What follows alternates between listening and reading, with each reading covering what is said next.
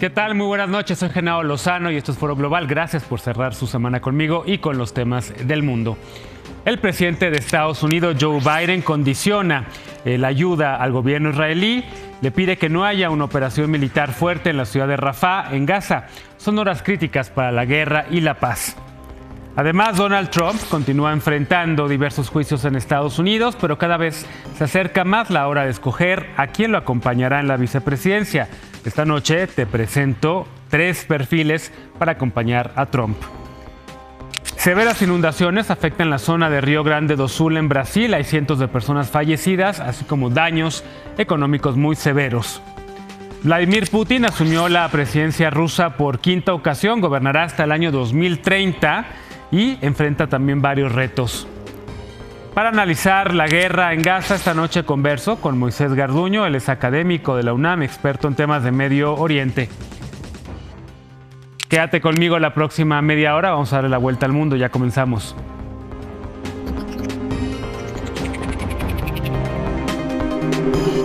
Comenzamos ya con los temas de la noche. Son horas críticas las que se viven en los territorios palestinos y particularmente en la ciudad de Rafah. Más de 1 millón de personas se encuentran ahí, son personas desplazadas internas por este conflicto. El primer ministro israelí, Benjamín Netanyahu, ha dicho que busca una victoria total en esta guerra y está siendo presionado. Esto para una invasión a gran escala de Rafah, pero también enfrenta ahora al presidente de Estados Unidos, a Joe Biden, quien ya le está condicionando el apoyo militar. Biden suspendió la entrega de armas a Israel hasta que se garantice que no haya una ofensiva militar a gran escala. La información es del corresponsal Horacio Rocha Staines. Esto es Rafah, al sur de la Franja de Gaza, el único refugio que le quedaba a sus habitantes palestinos que han soportado una cruenta guerra por más de 7 meses. Pero ya no es el caso. Israel ha llevado a cabo bombardeos continuos en las últimas semanas, con inevitables resultados. Mueren combatientes de Hamás, pero también los más inocentes. Y en los últimos días se han intensificado. No es aún una invasión total, como se ha amenazado por meses. Parece ser más bien con la intención de forzar a que Hamás acepte un trato que cumpla con las condiciones de Israel, sobre todo la entrega de rehenes. Del aire caen las advertencias. Dejar el este de Rafah e irse a lo que Israel ahora denomina como un área humanitaria, un sitio cerca de la costa llamado Al-Mawasi. Agencias internacionales la califican de ser más bien una pesadilla. Pero no tienen opción. Del cerca de 1,5 millones de palestinos en Rafah, más de 80,000 han huido ya. Familias como esta, que de por sí ya habían sido desplazadas 4 veces durante el conflicto. Miles que ya no tienen nada, excepto su vida.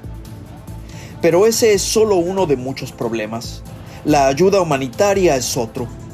En los últimos días, cruces para los camiones se han abierto y cerrado por ataques de Hamás. La crisis está en su punto más crítico.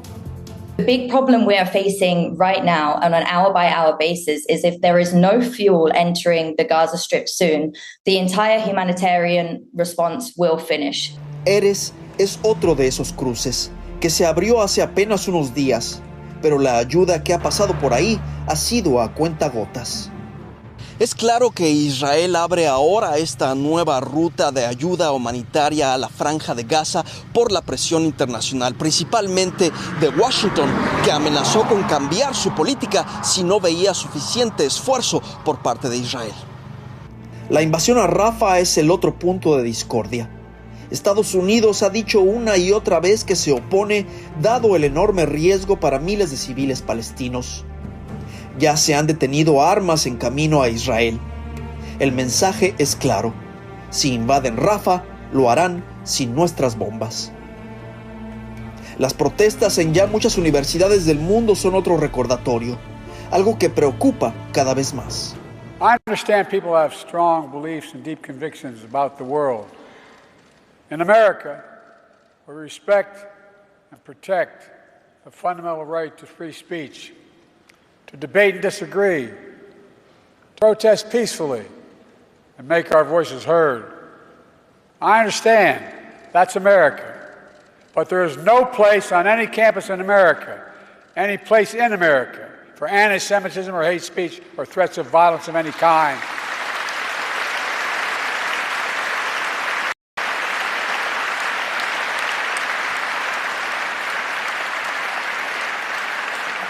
Whether against Jews or anyone else. La presión por un cese al fuego no viene solo de Washington, Europa o las Naciones Unidas. Es cada vez más fuerte dentro de Israel. La última encuesta refleja que el 56% de los israelíes judíos prefieren un acuerdo con tal de recuperar a los 133 rehenes que Hamás tiene aún en su poder desde el 7 de octubre. Más del 88% de los árabes israelíes, que componen más del 20% de los casi 10 millones de habitantes en el país, quieren ese trato. Israel sigue desafiante, afirmando que seguirá con sus planes aunque tenga que hacerlo solo. Hasta dónde está dispuesto a llegar realmente está por verse. Horacio Rocha Steines, Aritio Gómez, camarógrafo, Noticias N+. Más adelante en Foro Global voy a conversar con un académico de la UNAM sobre este tema, sobre la guerra allá en Gaza y sobre el reconocimiento del Estado palestino. Nos vamos ahora a Estados Unidos, donde el expresidente Donald Trump sigue librando dos batallas. Por un lado está la batalla legal, la que tienen diversos juicios, y por el otro, la electoral en su búsqueda de regresar a la Casa Blanca. Y es que Trump también ya va a necesitar a alguien que lo acompañe en la fórmula electoral como candidata o candidato a la vicepresidencia. Hay que recordar que Trump se distanció de su ex vicepresidente, de Mike Pence, por lo que ahora el empresario tiene que escoger entre distintos perfiles del Partido Republicano que están sobre todo muy afines a él. El corresponsal Ariel Muzazos nos presenta a tres personas que suenan ya muy fuerte como compañera o compañeros de fórmula de Donald Trump. Ni los problemas legales, ni la falta de dinero en su campaña, ni sus controvertidas declaraciones, ni sus lapsus mentales han logrado que el expresidente Donald Trump pierda terreno en las preferencias electorales. De acuerdo con las más recientes encuestas, Trump y el presidente Joe Biden se encuentran en empate técnico de más o menos un punto de cara a las elecciones de noviembre. Trump tomó hace semanas el control de la cúpula del Partido Republicano, poniendo en la presidencia a un incondicional y a su nuera Lara Trump, marginando a los círculos conservadores tradicionales de ese partido, entre los cuales se encuentra Mike Pence, quien fuera vicepresidente de Estados Unidos durante su gestión presidencial, y desatando un proceso inédito de polarización interna. La ruptura entre Trump y Pence a raíz de la insurrección del 6 de enero, cuando el entonces vicepresidente se negó a usar su rol en la calificación electoral para mantener a Trump en el poder, ha generado una ansiosa pasarela de aspirantes que buscan ser él o la compañera de fórmula de Trump como su vicepresidente. Trump, siendo Trump, ha dicho que ya tiene el nombre de quien lo acompañará en esa sucesión, pero por otro lado da alas a que la baraja de suspirantes siga girando e incluso alienta distintas opciones, regalándoles una mención por nombre de vez en cuando. De hecho, el fin de semana pasado invitó a su residencia Club de Mar-a-Lago ni más ni menos que a 15 contendientes, al más puro estilo de uno de los concursos de belleza que él promovía en los 80s y 90s o de su serie televisiva The Apprentice. Las y los candidatos más mencionados actualmente son Kristi Noem, Tim Scott, Marco Rubio, Elise Stefanik y J.D. Vance, entre otros.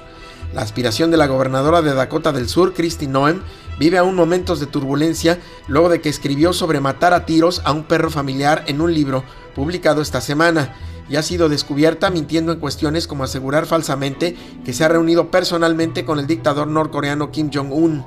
Pero a pesar de ello, sigue en la tómbola vicepresidencial gracias a los halagos de Trump y a la defensa repetida que Noem hace del expresidente en apariciones televisivas. Tim Scott, el primer senador afroamericano por Carolina del Sur y ex precandidato presidencial republicano, tiene como persona los halagos y simpatías de legisladores tanto republicanos como demócratas, pero sus intervenciones públicas generan a veces más mofa o pena que entusiasmo. Abonaría a Trump apoyo electoral afroamericano. Marco Rubio, influyente senador por Florida, ex precandidato presidencial republicano y un hombre respetado por Trump en el tema de Latinoamérica, aportaría apoyo hispano y de algunos republicanos moderados. Elise Stefanik, joven congresista por Nueva York, comenzó como una republicana moderada contraria a Trump y terminó siendo uno de sus principales apoyos durante uno de sus procesos de juicio político.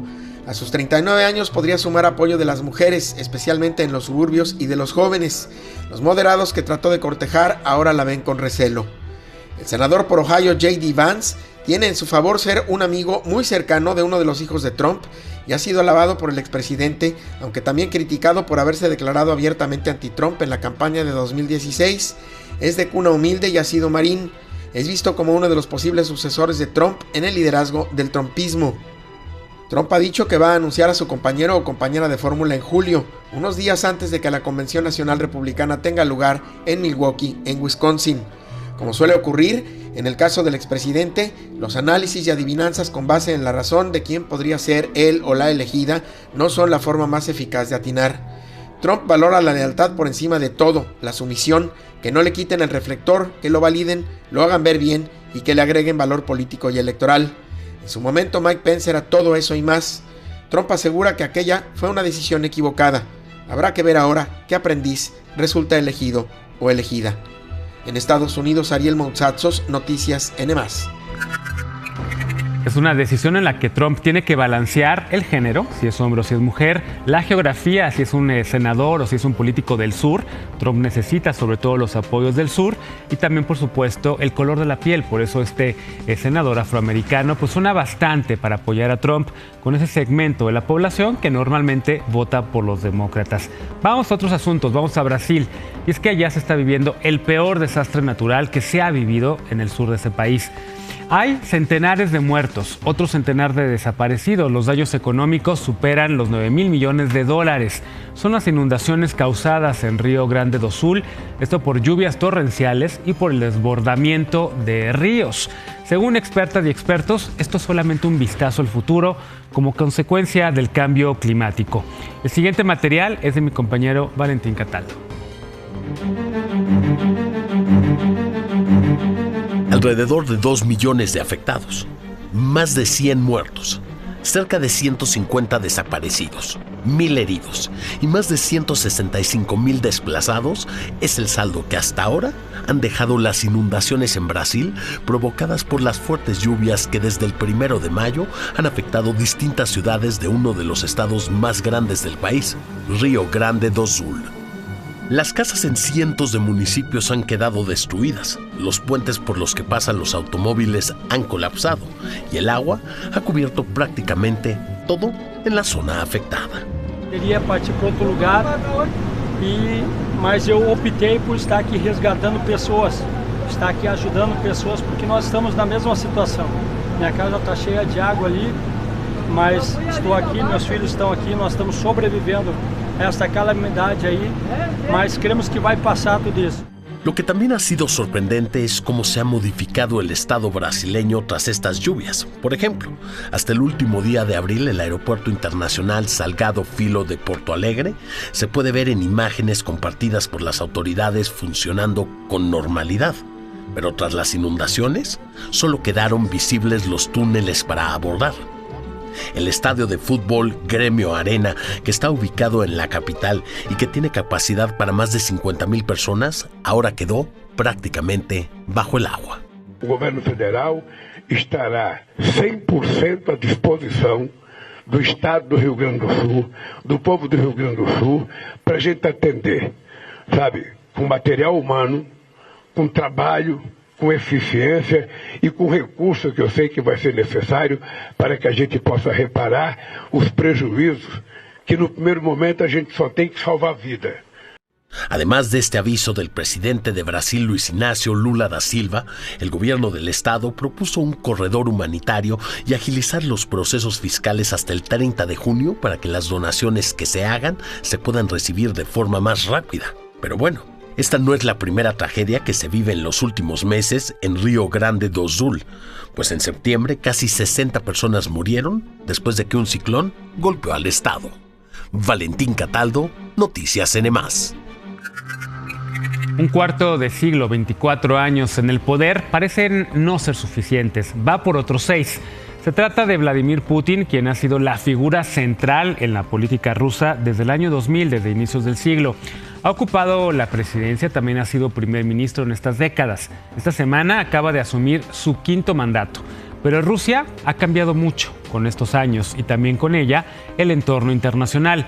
Desde el 2014, el ejército ruso enfrenta una guerra en Ucrania y las críticas del mundo por atentar contra el derecho internacional. Mi compañero Emanuel Rosales preparó el siguiente balance, el siguiente análisis sobre los retos del nuevo mandato de Putin. Мы единый и великий народ, и вместе преодолеем все преграды, воплотим в жизнь все задуманное. Вместе победим. Con este llamado a sus ciudadanos, Vladimir Putin juró el cargo para su quinto mandato como presidente de Rusia, un periodo que estará marcado por el futuro de la invasión contra Ucrania, sus relaciones con Occidente, los lazos con China y la crisis económica que enfrenta el país. En una ceremonia fastuosa realizada en el Gran Palacio del Kremlin, Putin, de 71 años, juró el cargo con la mano derecha sobre un ejemplar de la Constitución, que él mismo reformó en 2020 para eliminar el obstáculo legal que le impedía seguir en el poder. Convertido ahora en el mandatario que más tiempo estará en el poder en los últimos 200 años, superando al dictador José Stalin y solo detrás de Catalina la Grande, Vladimir Putin se enfrenta a un mandato lleno de desafíos. El primero de ellos es el futuro de la invasión a Ucrania, que lleva más de 2 años y donde las tropas rusas avanzan en el frente de batalla, aprovechando el desgaste de las fuerzas ucranianas, que sufren de inferioridad de efectivos y la escasez de munición, tras el retraso en la llegada de ayuda militar de sus aliados. We are telling this directly to defend. We need 7 more Patriots or similar air defense systems, and it's a minimum number. They can save many lives and really change situation. Para contener el avance ruso, la Unión Europea y Estados Unidos han aprobado nuevos paquetes de ayuda militar, pero los suministros con los que cuenta Ucrania siguen siendo insuficientes. Por otra parte, el presidente francés, Emmanuel Macron, ha impulsado la posibilidad de que la OTAN despliegue soldados en Ucrania, algo que Rusia considera un enorme peligro. Debido a esto, Vladimir Putin ordenó realizar ejercicios militares para la preparación en el uso de armas nucleares no estratégicas, pero insistió en que no está cerrado al diálogo. A las tensiones con Occidente se suman las sanciones económicas que han puesto a prueba la economía del país.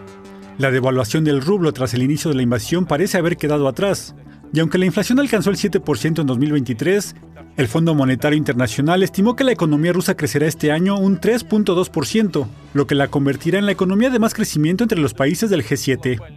Para hacer frente a las sanciones económicas, Vladimir Putin ha estrechado sus lazos con Asia, particularmente con China. El gobierno de Pekín, que felicitó al mandatario ruso por su nuevo mandato, destacó que las relaciones entre ambos países son estables. En febrero de 2022, antes de la guerra, Vladimir Putin y Xi Jinping proclamaron su amistad sin límites. Desde entonces han asegurado que sus lazos no amenazan a ningún país, y en cambio hacen avanzar la multipolarización del mundo. Tras la muerte del líder opositor Alexei Navalny, Putin no tiene rivales que puedan hacerle frente o poner en duda su liderazgo.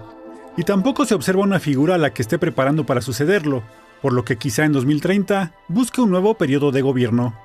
Emanuel Rosales, Noticias N+. Vamos rápidamente a una pausa, pero al volver converso aquí en el estudio vía Zoom con el académico Moisés Garduño. Él es experto en estudios árabes, académico de la UNAM. Vamos a hablar sobre el reconocimiento del Estado palestino en Naciones Unidas y también sobre la guerra allá en Gaza y Rafah. Volvemos, esto es Foro Global.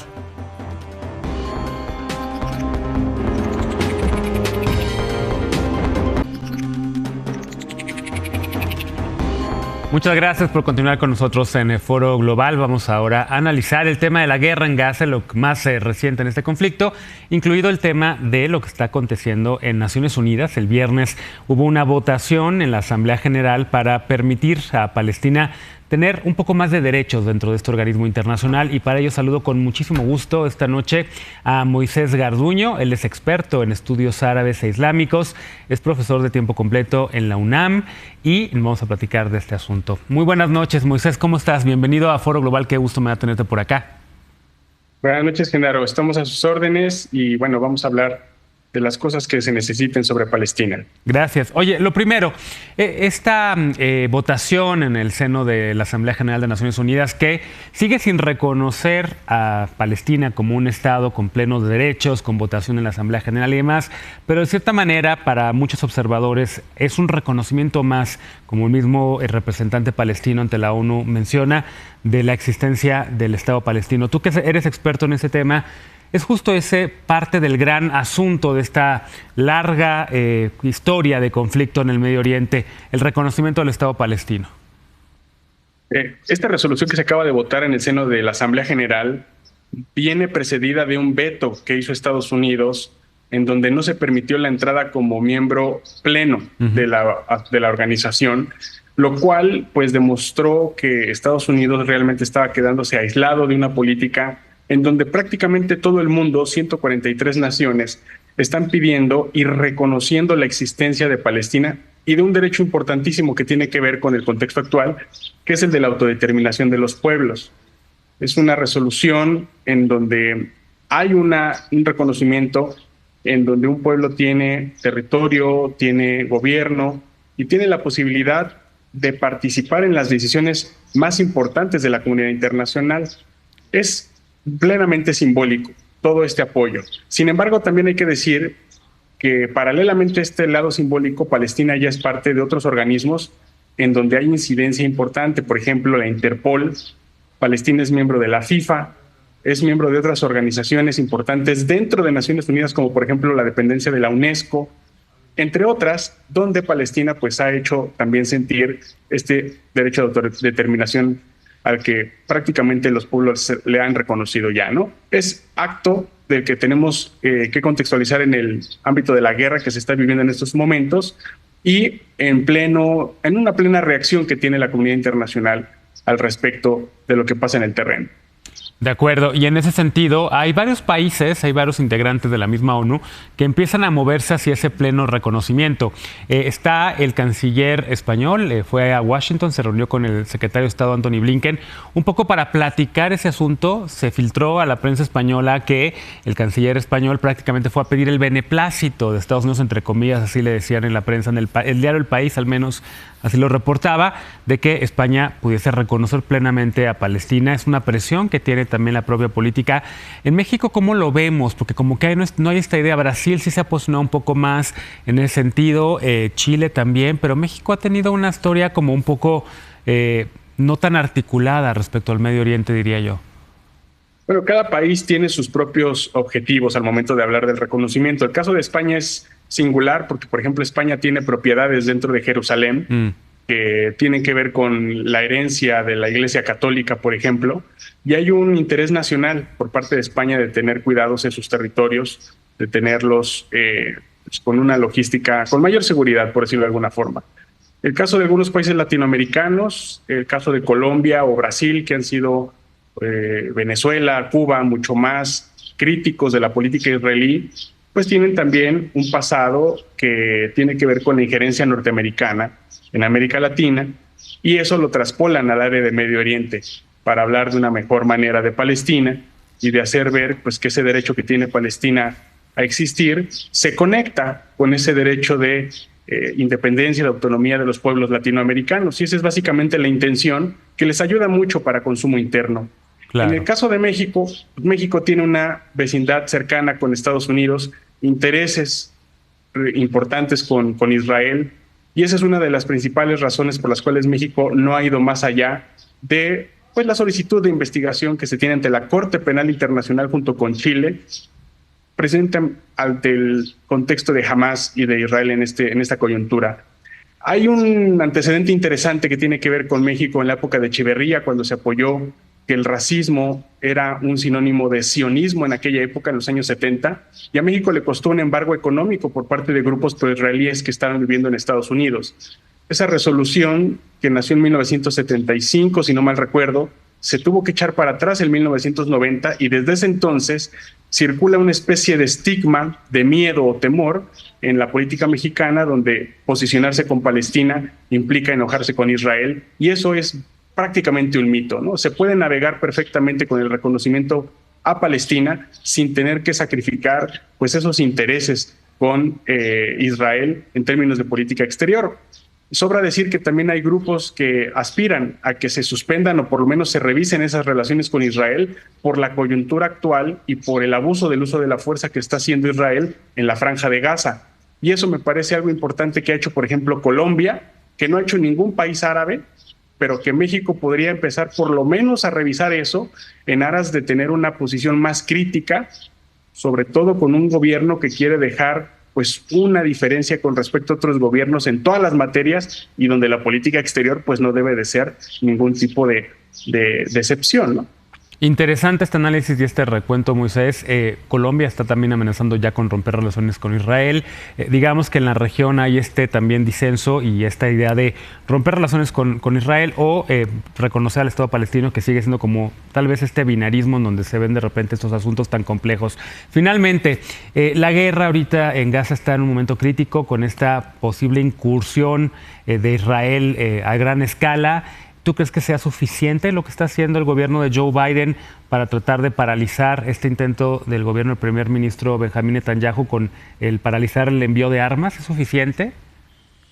Honestamente, la administración Biden no ha dejado ni dejará de apoyar la política de Israel en Medio Oriente, incluyendo el envío enorme de cantidades de armamento que satisface al complejo militar industrial de Estados Unidos. En términos de reputación, de intención de voto, está salpicando lo que está haciendo Israel a la propia administración Biden. Pero si la administración Biden realmente va a suspender este tipo de envío de municiones, yo pienso que es demasiado tarde.